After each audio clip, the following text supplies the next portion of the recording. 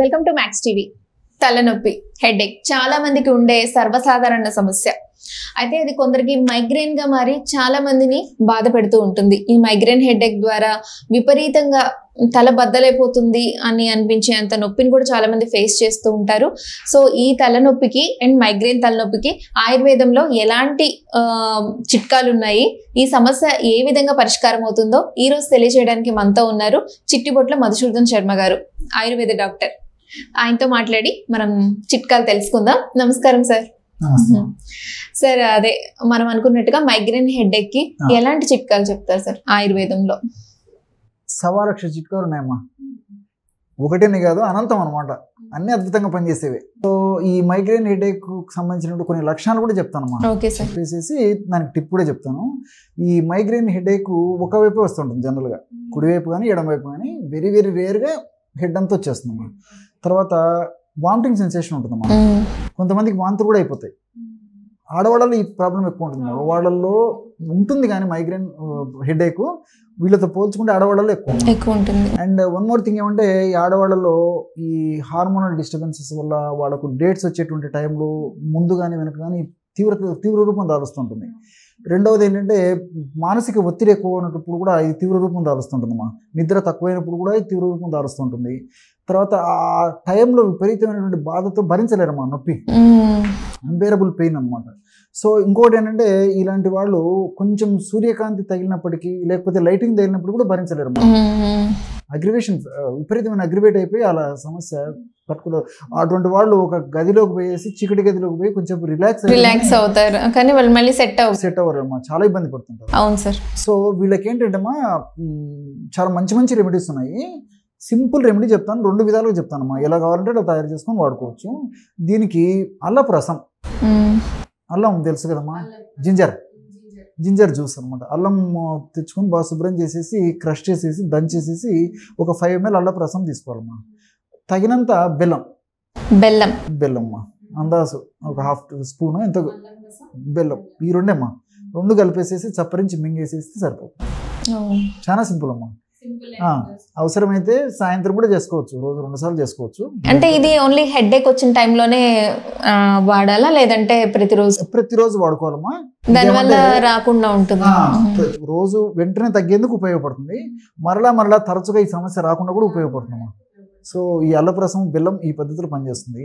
And one more thing ఏంటంటమ్మా, ఈ వాడే విధానం ఒక రకం కూడా చెప్తానమ్మా. అల్లం, సో ఒక గ్లాస్ వాటర్ తీసుకునేది, ఒక గ్లాస్ ఇన్ ది సెన్స్ ఒక 100 ml సరిపోతుందమ్మా. ఒక 100 ml వాటర్ తీసుకొని 100 ml వాటర్లో చిన్న అల్లం ముక్క క్రష్ చేసి వేసేయాలమ్మా. వాటర్లో వేసి పొయ్యి మీద పెట్టేసేసి వాటర్ని మరిగించాలి అమ్మా. మరిగించిన తర్వాత దించేసేసి గోరువెచ్చగా ఉన్నప్పుడు ఫిల్టర్ చేసేయాలి. గోరువెచ్చగా ఉన్నప్పుడు ఆ నీళ్ళను ఫిల్టర్ చేసేసి ఒక 1/2 టీ స్పూన్ బెల్లం కలుపుకొని తీసుకోవచ్చు. ఓకే, అలాగైనా తీసుకోవచ్చు. రెండిట్లో ఏ విధంగా అయినా మనం వాడుకోవచ్చు అమ్మా, ప్రాబ్లం అయితే లేదు. దీన్ని ఉదయం వాడుకోవాలి, సాయంత్రం కూడా వాడుకోవచ్చు. సో ఈ ఔషధం వల్ల ఏమవుతుందంటే, ఇంతకుముందు చెప్పాను కదమ్మా, పెయిన్ వెంటనే తగ్గుతుంది. రెండోది ఏమంటే, కొన్నాళ్ళు వాడుకోవడం వల్ల ఫ్రీక్వెంట్గా రాకుండా ఉంటుందమ్మా. వచ్చినప్పుడు కూడా సిమ్టమ్స్ అంత దుర్రూపం దాల్చకుండా ఉంటాయి. ఈ ఫార్ములా ఒక మైగ్రేన్కే కాకుండా ఇతర అనేక కారణాల వల్ల కూడా తలనొప్పి వస్తుంది. సో వెంటనే తగ్గేందుకు కూడా, ఉపశమనం ఇచ్చేందుకు కూడా ఈ ఫార్ములా ఉపయోగపడుతుందమ్మా. సో అది ఈజీగా. చాలా మంది అల్లం చాయ్ కూడా తాగుతూ ఉంటారు తలనొప్పి వచ్చినప్పుడు. దాని పర్పస్ అదేమ్మా, వాళ్ళు కొంచెం రిలీఫ్ ఇస్తుంది. అల్లం అనేది ఈ విధంగా పనిచేస్తుందమ్మా. సో నేను చెప్పింది అయితే ఇంకా చాలా అద్భుతంగా పనిచేస్తుంది. ఇక మెడిసినల్ ఇది అనమాట ఇది. అందులో ఏంటంటే, మనం అల్లం చాయ్ అనేసరికి పంచదార వేసి పాలు ఇలాంటివన్నీ మళ్ళీ ఒక్కోసారి ఇబ్బంది పెడతాయి. న్యాచురల్ గా డైరెక్ట్ గా అల్లం రసంలో బెల్లం వేసుకుంటాము, ఇబ్బంది లేకుండా సైడ్ ప్రాబ్లమ్స్ కూడా ఉండవు. సో సార్, అయితే మీరు అదే చిట్కా చెప్పారు, అంటే తాగే రూపంలో చెప్పారు. హెడేక్ అంటే పైకి రాసే చిట్కా కూడా ఏదైనా ఉంటే మా కోసం తెలియజేస్తారా? చెప్పాను కదమ్మా, 1,00,000 అని చెప్పేసి. పై మందులు కూడా పైకి పూసుకునేవి కూడా చాలా ఉన్నాయమ్మా, పైన అప్లై చేసుకునేవి కూడా చాలా ఉన్నాయి. అది కూడా చెప్తాను చూడండి అమ్మా, అవి కూడా చాలా ఉన్నాయి. ఒక టిప్ చెప్తాను చూడండి. ఇప్పుడు జీలకర్ర ఐడియా ఉంది కదమ్మా, జీలకర్ర నిమ్మకాయ రసం, జస్ట్ ఈ రెండింటితోనే చాలా ఫాస్ట్గా తగ్గిపోతుంది. అంటే జీలకర్రని పౌడర్ చేయాలా? పౌడర్ చేస్తే మంచిది. లేకపోతే జీలకర్ర తీసుకొని నిమ్మ రసం కలిపేసేసి బాగా మెత్తగా నూరితే కూడా పేస్ట్ అయిపోతుంది. ఇది చాలా ఈజీ. జీలకర్ర పౌడర్ ఉంటే జీలకర్ర పౌడర్లో నిమ్మరసం కలిపేసి పూతలాగా హెడ్ 2 కలిపేదమ్మా, క్రీమ్ లాగా తయారు చేసుకొని కణతలకు అప్లై చేయాలి. తర్వాత ఈ భాగం అంతా అప్లై చేయాలమ్మా. అప్లై చేసేసి జస్ట్ ఒక 15 minutes అలా హాఫ్ అన్ అవర్ ఉండేసేసి కడిగేసుకుంటే సరిపోతుంది. సో ఇది అమ్మా రెగ్యులర్గా అక్కర్లేదమ్మా. ఒక్కొక్కసారి ఏమంటుందంటే నేను చెప్పినటువంటి కారణాల వల్ల భరించలేని నొప్పి వచ్చేస్తుంది అనమాట.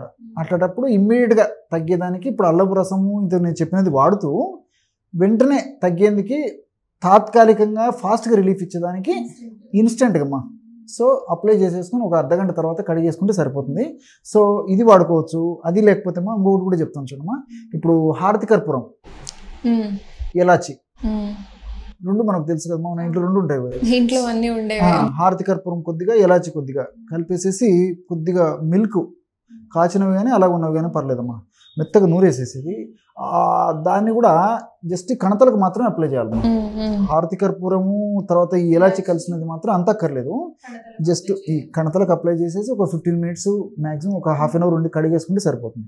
సో ఎవరికి ఏది వీలైతే చేసుకోవచ్చు. ఇది బ్రహ్మాండంగా పనిచేస్తుంది. ఈ రెండు టిప్స్ కూడా మైగ్రేన్ హెడేక్ వాళ్ళకి, నార్మల్ హెడేక్ వాళ్ళకి కూడా యూజ్ రెండు పనిచేస్తాం. ఏ సార్ట్ ఆఫ్ హెడేక్స్ అయినా ఇమ్మీడియట్ ఇన్స్టెంట్గా పనిచేసే రెమెడీస్ అమ్మ ఇవి. వెంటనే కొంచెం మనిషి కంఫర్టబిలిటీ వచ్చేస్తుంది.